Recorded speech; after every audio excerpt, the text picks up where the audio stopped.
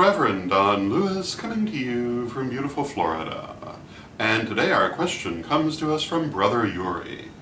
And Brother Yuri writes to say that many people have said to him that it is a universal belief that everything, including people, have both a masculine and a feminine side, and that for some reason this idea makes Brother Yuri very angry. He doesn't really understand why it makes him so angry, but it does. He's fairly certain it has nothing to do with his sexuality, but it arouses a deep resentment in him, and his question is twofold. First, is this really a universal belief that everyone should subscribe to? And secondly, where is this anger coming from? And of course I can answer the first part of this question more easily than the second, because Brother Yuri is not here to talk to and gain more information, but I'm going to try to answer both. And in regard to the first question, is this a universal belief that everyone must subscribe to? In the contemporary world, I don't think it's possible to say that there are universal beliefs, and certainly there is nothing that everyone must subscribe to. I could not very well be a member of a minority religion in good conscience and say to you that you cannot believe what you want to believe. And so I would say to you, choose your beliefs according to what work for you, and stand on your right to hold them. You have every right to believe either that everything is both masculine and feminine, or that they're not. And nobody really has the right to tell you that you're wrong, unless you're within a particular group that has a more formal structure. If you belong to a particular religion or tradition that holds this teaching, well, then they may tell you you're wrong, but that has nothing to do with being universal or not. That has to do with belonging to a particular group. Barring that, you should believe what you want to believe, and you should base that, in my opinion, on experience and on what you find to feel true to you. Now, one of the problems that we have in the contemporary world, really, I was going to say the contemporary magical community, but it's not just the magical community, is that people often state as universal truths what are actually much more limited ideas. They also sometimes confuse what once was and what is.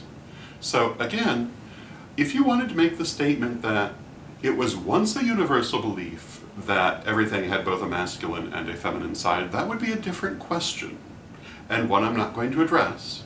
But to say that it's a universal belief today really does not follow, because there is such a diversity of belief that you really can't say anything is universal. What I will say to Brother Yuri is that, at least within a Wiccan context, at least the kind of Wicca that I practice, when we talk about male and female, we're actually talking about yin and yang.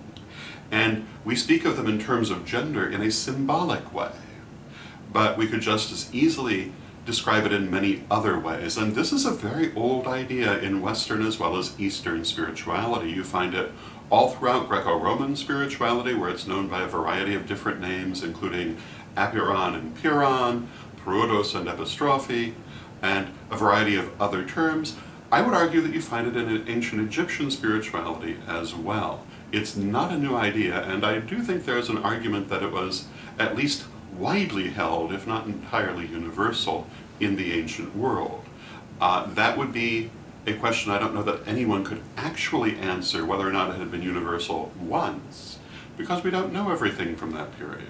But it was certainly very widely held, but again, it isn't strictly gender that we're talking about. We're talking about a mixture of the active and the passive principle, the volatile and the mutable principle, the idea of light, the idea of darkness, in the sense of going forward and moving backward, and a variety of other things that are tied to this idea. In Wicca, we see this as God and Goddess. And that is not the only way to look at it. So don't necessarily get caught up in the idea of gender. I think a lot of Wiccans do get caught up in the idea of these gender symbols and forget that we're really talking about cosmic powers. And I think that that is regrettable, because you miss so much by doing that. So that would be my answer to the first part of the question. And again, that answer is basically, choose your beliefs and stand on them. The second part of the question, where is the anger coming from? Well, you know, I really can't answer that for you. However, I do have a suggestion for what you can do to find out. And it's something I frequently recommend. I believe there are instructions in the First Degree book, but I will give you instructions now. And that is, you start from the emotion.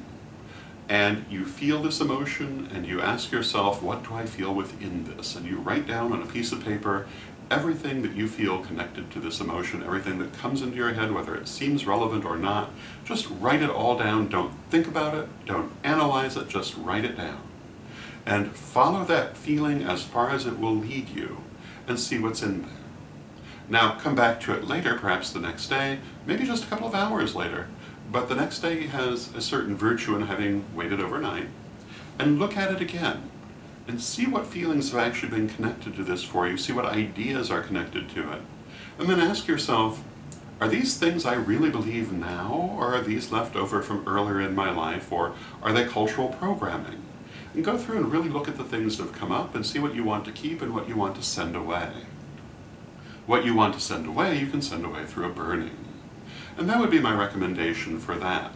As to where exactly the anger is coming from, only something like this or other forms of meditation where you look within yourself is going to give you that answer, because I can't really divine it for you.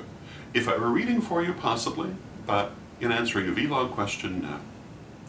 So, those would be my thoughts on the matter. I hope you find them interesting, and until next time, may you blessed be.